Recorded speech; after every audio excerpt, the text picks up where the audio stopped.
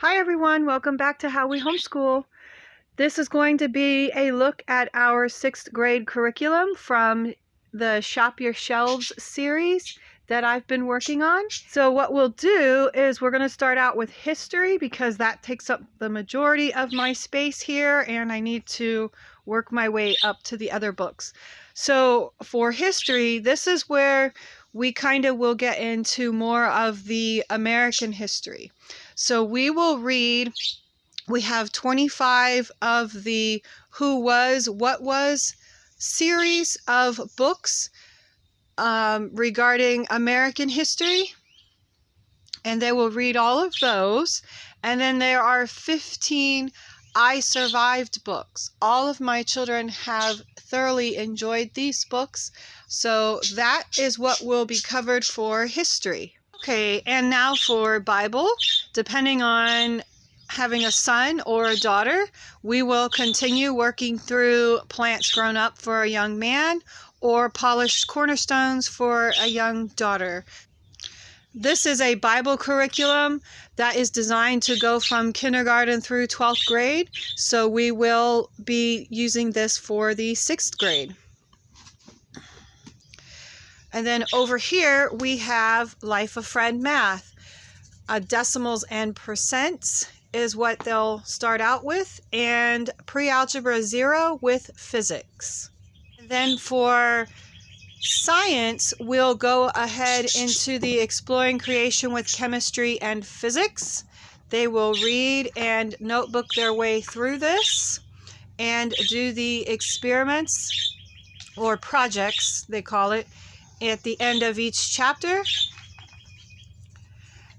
And also to go along with that, they will read the Wonder Book of Chemistry by Jean Henry Faber. For English Language Arts, for spelling, we will continue working through Spelling Power for the 6th grade. And this might be the last year that I would use Spelling Power. It really just depends on the child. In years past, I haven't really had to go much past 6th or 7th grade. And for the language arts portion, this is book 2 from Emma Searle, Intermediate Language Lessons. It is a Charlotte Mason approach to language arts. It is very gentle and does not kill a child's love of learning. So what I wanted to do was, this morning I was flipping through all these books, and I was flipping through this book in particular, and near the back of the book was this piece of paper note. And I was shocked. I was like, oh, I didn't know that was there. But apparently I read through it, and I'm not sure when I made this, what year it was, or with which child. I'm assuming maybe with my first child I wrote this, and I just wanted to share it with you guys. So I've got it numbered here. I'm not sure what my thought process was here, or if this was just a rough draft, but it just kind of shows the progression of my thought process. With my oldest child, about 16 years ago when we began homeschooling, we were set up more as a public school kind of environment with a full curriculum that pretty much told you what to do, when to do it. And it's slowly evolved over the years. And this was probably one of those eureka moments where I just started writing down things. So number 1 says, relax, easier said than done, parent-child relationship, milestones or comparisons is a thief of all joy. And that is the truth. And when I wrote down parent-child relationship, what I think I was trying to convey in that was the most important thing is the relationship between you and your child.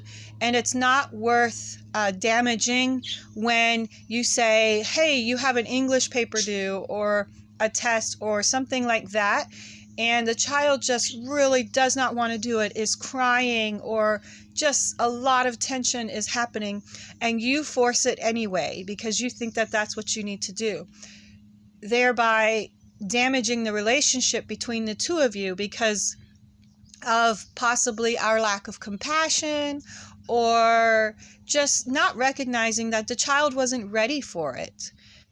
So number 2, and this is one of the most important here, I've got cultivate a love of learning through gentle homeschooling. In order for a child to learn to self-pace, self-regulate, and self-start and self-motivate, stop buying all the newest and shiniest curriculum. Older is better. And that is so true. When you back off a little bit, there will be a portion of time where you will get worried because you don't see your child self-pacing or regulating or self-starting or self-motivating. But if you just wait and give it time and cultivate a love of learning and have the items in your home so when the child expresses an interest, they can just run to it, you will see all of those things start to happen. Number 3, I wrote down here, reading, writing, and arithmetic, K through 8, and I'm assuming was for kindergarten through 8th grade. The main focus is just reading, writing, and arithmetic. So you've got math, English, language, arts.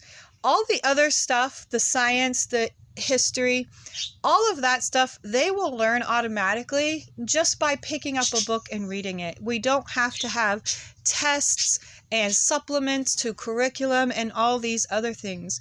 I wrote down love to read. They will learn all other subjects. Love to writing with copy work. So we do a lot of copy work from the beginning until the end at their pace, and they are more likely to retain the info. They will learn all the grammar. So I guess this is just a note, just reminding myself, it will happen. Just slow down. Don't force it. Don't push it. Because when you push it, and you bombard your child with curriculum and you feel like you need to get it done because you've paid for it, and then you want to supplement everything, so you buy additional curriculum to supplement, it's not necessary. And then here I wrote down love math. Think differently. Don't use the public school methods to teach math. Cultivate a love for math. Stay away from drill and kill. And that is so true. And that is why you will have seen Life of Fred throughout my entire series. We are really big Life of Fred homeschoolers here.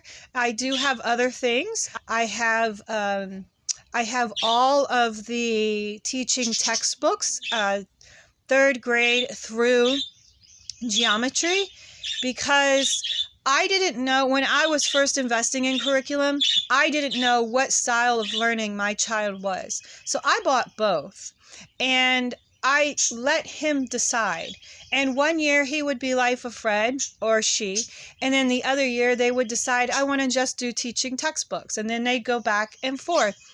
Either way, they were learning, and it allowed them to not be... Number 4 here was the most important. Allow plenty of time for a child to self-learn and free play. That is so important. There have been so many days for so many hours where I have just heard my children in there learning to play, and they are reenacting current events, things that they've heard on the news channel or things that they've heard us talking about. My husband was called in for jury duty, and they've heard us talk about that, and then they will go in and reenact things and play, and they need that time to do that, and that takes a lot of time during the day. That will go into other areas of maybe my son or daughter wants to learn more about the court system because they've been playing court, and that is when you can take them in to do we've done like Hernando County Youth Court, and they've gone in and been able to be a part of or witness that. Just give them those opportunities, and they won't have those opportunities if they are spending 5-6 hours a day in front of curriculum. It just isn't going to happen. So that would be my encouragement for the day. And I hope that you have enjoyed this series of Shop Your Shelves. Stay tuned for 7th grade curriculum choices. Bye for now.